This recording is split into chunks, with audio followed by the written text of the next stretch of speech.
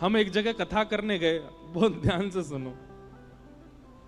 तो सुबह मिलने वाले लोग आए, बहुत सारे लोग बैठे थे।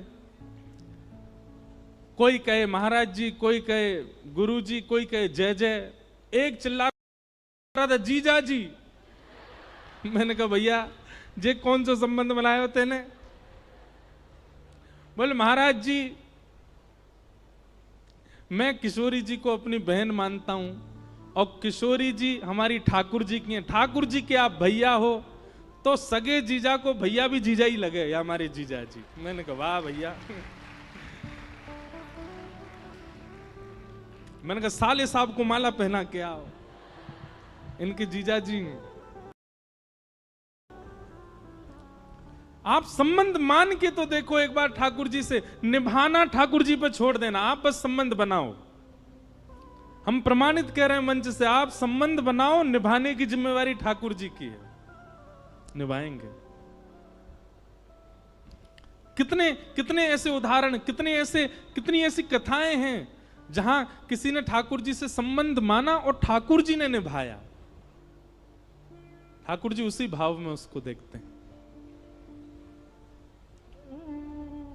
भाई मानो, बंधु मानो, मित्र मानो, सखा मानो, गुरु मानो, प्रियतम मानो, चाचा मानो, ताऊ जी मानो, मामा जी मानो, जीजा जी मानो, जो मन करे ठाकुर जी को मानो। ठाकुर जी संबंध निभाएंगे।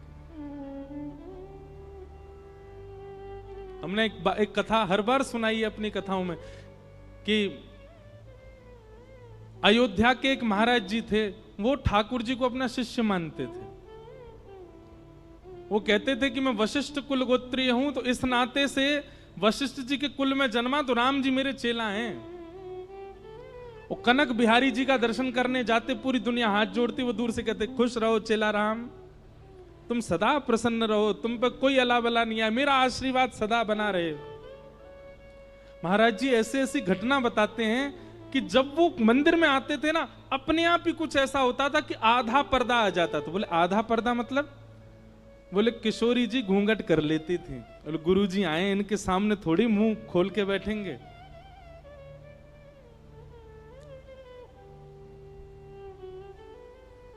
ठाकुर जी संबंध निभाते हैं, कोई बनाए तो सही।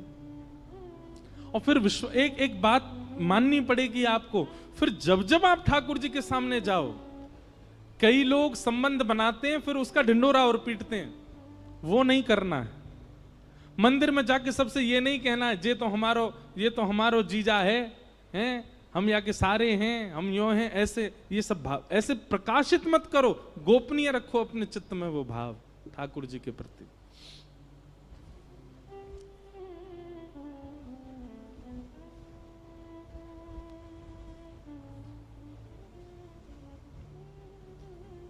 हमारे बक्सर वाले मामा जी, नाम सुना?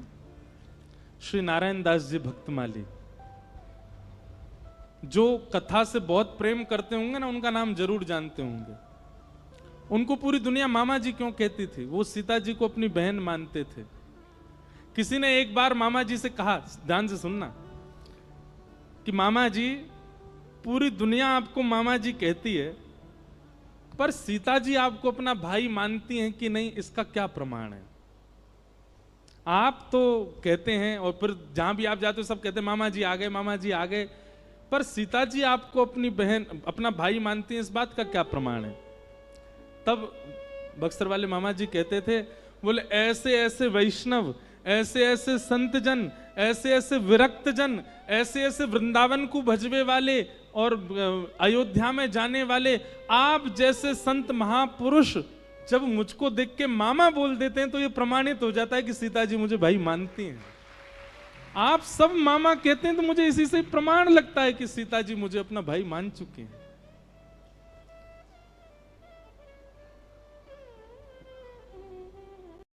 संबंध बनाओ, बिना संबंध के भक्ति में आगे नहीं बढ़ा जा सकता। ठाकुर जी आपको भगवान ही दिख रहे हैं हमेशा, आपकी भक्ति में कहीं चूक तो है, वो कोई अपने से दिखे। विश्वास, संबंध और तीसरा समर्पण ठाकुर जी के सन्मुख। ये 3 भक्ति के सूत्र हैं। देवभूति माता ने, कपिल भगवान ने देवभूति माता के अनेक प्रश्नों के उत्तर दिए, सबको हम प्रणाम मात्र करते हैं। और तत्पश्चात देवभूति माता सिद्धता नाम की नदी बनकर के बहने लगी और भगवान कपिल जाकर के विराज गए। सारे तीर्थ बार बार, गंगा सागर एक बार। आज भी कपिल भगवान गंगा सागर में विराजते हैं और वहां आज भी विरक्तों को, आज भी वैष्णवों को, आज भी प्रबल भक्ति योगिकों को ठाकुर जी दर्शन देते हैं आज भी। इस प्रकार कपिल भगवान के चरित्र को हम प्रणाम करते हैं। आगे आकुति माता का प्रसंग सुनाया गया और प्रसूति माता के पुत्री, सबसे छोटी पुत्री सती हुई। सती का विवाह महादेव के साथ में हुआ। इस प्रकार आकुति, देवभूति, प्रसूति तीनों के प्रसंग कहे। अब हम थोड़ा सूक्ष्म में कह के चलें क्योंकि ठाकुर जी का उत्सव करना है। ध्रुव चरित्र सुनाया गया। राजा उत्तानपाद के पुत्र हुए ध्रुव। बहुत सावधानी से सुनो। ध्रुव जी महाराज का चरित्र सबने सुना है, पर ध्रुव जी की स्तुति जो वो भगवान से करते हैं, उस स्तुति में ध्रुव जी महाराज एक बात कहते हैं जो प्रत्येक वैष्णव को पालन करनी चाहिए। ध्रुव जी महाराज भगवान की स्तुति गाते हुए एक बहुत सुंदर बात कहते हैं। क्या? कि भक्ति मुहु प्रवहतां त्वयि में प्रसंगो भूयादनन्तमहतां ममलाशयानां येनाञ्जसोल्वणुमुरुव्यसनं भवाब्धिं निश्ये भवद्गुणकथामृतपानमत्त। सब लोग इधर देखो, सावधानी से सुनो। ध्रुव जी कहते हैं, बोले मुझे आपकी भक्ति कैसे करनी है नाथ? तब कहते हैं, बोले व्यसनम भवाब्धिम निश्चय भवद गुण कथामृतपान मत्त। व्यसनी, किसी घनघोर व्यसनी व्यक्ति से मिले हो आप कभी? घनघोर व्यसनी मतलब पीता ही रहता हो। अच्छा चलो, पीने वाले तो दूर कर दो, और भी व्यसनी होते हैं। कैसे कैसे? ये वाले व्यसनी हो या ये वाले व्यसनी हो, ऐसे व्यसनियों से तो मिले ही होंगे।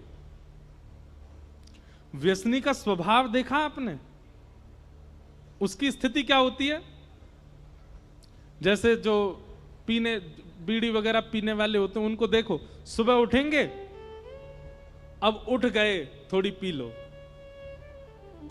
अब नहा के आ गए, अब थोड़ी सी फिर पी लो, नाश्ता कर लिया फिर पी लो, बाल भोजन कर लिया फिर एक कस लगा लो, चाय पी ली फिर पी लो, रात में भोजन कर लिया फिर पी लो, सोते सोते एक बार और पी लो।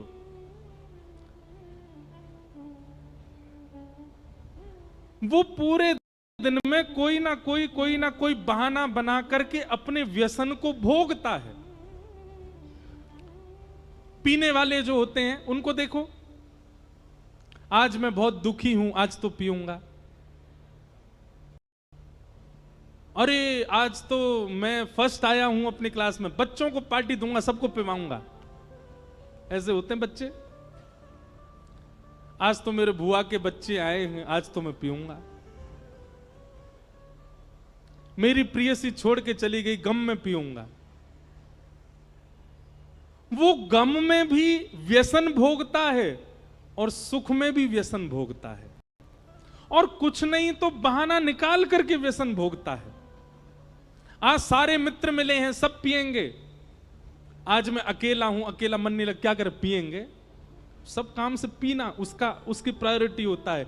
वही बात यहां पर श्री ध्रुव जी महाराज कहते हैं, बोले मैं आपकी भक्ति कैसे करना चाहता हूं? बोले जैसे व्यसनी व्यक्ति व्यसन भोगता है, उसको हर बात में घूम फिर के कुछ नहीं दिखता, बीच में आकर के एक ही चीज दिखती है, क्या? व्यसन। अच्छा चलो, हमने गंदे गंदे व्यसनों की बात कर ली। एक अच्छा व्यसन है, क्या? चाय। सुबह उठ गए, क्या करो? चाय पी लो। नहा के आ गए, अब क्या करो? चाय पी लो। भोजन कर लिया, अब क्या? अब तो चाय पिला दो। सिर में दर्द हो रहा है, क्या करोगे? चाय पिला दो। बहुत अच्छा मौसम हो रहा है, चाय बना दो। क्या हो गया? बोले करोड़ों का नुकसान हो गया। बोले क्या? थोड़ी चाय बना दो बस। आप तो बहुत प्रेशर है सिर पे। बुखार चढ़ गया है, थोड़ी चाय पिला दो। थक गए हैं, चाय पिला दो। आज दिन बहुत अच्छा है, थोड़ी चाय पिला दो। व्यसनी व्यक्ति हर चीज में घूम घाम करके चाय पर आता है। ऐसे ही भक्त को होना चाहिए। सिर में दर्द हो रहा है, क्या करें? थोड़ी नाम जप कर लें। आज बुखार चढ़ गया, आज 3 नाम ज्यादा जपूंगा मैं। आज मेरा दिन बहुत अच्छा, लाओ माला झूली लेके आओ, नाम जप कर लूं थोड़ा सा। हमको करोड़ों का नुकसान हो गया, क्या करें? तो दोनों बैठ के नाम जप करेंगे। चल, अरे आज तो बहुत अच्छा हुआ भैया, हमको हमारी लॉटरी लग गई, इतना पैसा मिला। अब क्या करें? बैठेंगे, पार्टी वाला नाम जप करेंगे, सबरे मिलके नाम जप करेंगे, कीर्तन करेंगे। ऐसी भक्ति ध्रुव जी मांग रहे हैं ठाकुर जी से। बोले कैसी भक्ति चाहिए? तब कहते भक्ति मुहु प्रवहताम त्वयि में प्रसंगो भूयाद अनंत महताम अमलाशयानाम येनांजसौल वणमुरु व्यसनम भवाब्धिम निश्चय भवत गुण कथामृत। अच्छा, यहां पर नाम जप का व्यसन नहीं मांगा। ध्रुव जी कह रहे हैं आपकी कथा सुनने का व्यसन लग जाए मुझको, आपकी कथा सुनने का मुझे व्यसन हो जाए। होड़ लगी है व्यसनियों में और भक्तों में, लेकिन भक्त पीछे छूट जाते हैं, व्यसनी भाग जाता आगे। ऐसा भजन, ऐसा नाम जप, ऐसी ठाकुर जी की कथा में रति लगाओ, व्यसनी पीछे छूटे, हम आगे जाएं। बुआ के बच्चे घर आए हैं, खुशी में क्या करोगे? मॉल घूमने जाओगे? नहीं, कथा चल रही है पंचमुखी हनुमान जी सुनने चलेंगे। सब बुआ के बच्चों को लेके आ गए, कथा सुनो। आज मित्र मिले हैं सारे बहुत साल बाद, क्या करोगे? बोले कथा चल रही है, कथा में चलो। संकीर्तन हो रहा है, वहां चलो। पंचमुखी हनुमान जी की आरती करने चलो। ऐसी स्थिति बनाइए ना, व्यसन के रूप में ठाकुर जी को विराजमान कर लो। ये बात श्री ध्रुव जी महाराज ठाकुर जी से कह रहे हैं।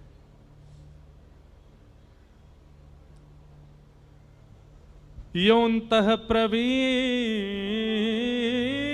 मम वाचमिमां प्रसुप्तां संजीवयत्यखिल शक्तिधर स्वधाम्ना अन्यांश हस्तचरणश्रवणत्वगादीन् प्राणान् नमो भगवते पुरुषाय तुभ्यम्। अच्छा, किसी ने प्रश्न किया इतना क्यों भजे हम ठाकुर जी को? तो श्री ध्रुव जी महाराज कहते हैं हमारे नेत्रों को देखने की शक्ति उन्होंने प्रदान की, कानों को सुनने की शक्ति उन्होंने प्रदान की, हाथों को कर्म करने की शक्ति उन्होंने प्रदान की, पैरों से चलने की शक्ति उन्होंने प्रदान की। अरे भैया, आपके दूषित समय पर, आपके भयंकर समय पर यदि कोई 1-2 लाख रुपए आपको दे दे तो आप जीवन भर उसका एहसान मानते हो। पर जिस व्यक्ति ने हमको चलने के लिए पांव दे दिए, कर्म करने के लिए हाथ दे दिए, सुनने के लिए कान दिए, देखने के लिए नेत्र दी, बोलने के लिए वाणी दी, क्या हम जीवन भर उसका नाम गा करके, कीर्तन करके, नृत्य करके, परिक्रमा करके उनको धन्यवाद नहीं कह सकते? अपने सर्वांगीण अंग से ठाकुर जी को धन्यवाद कहो।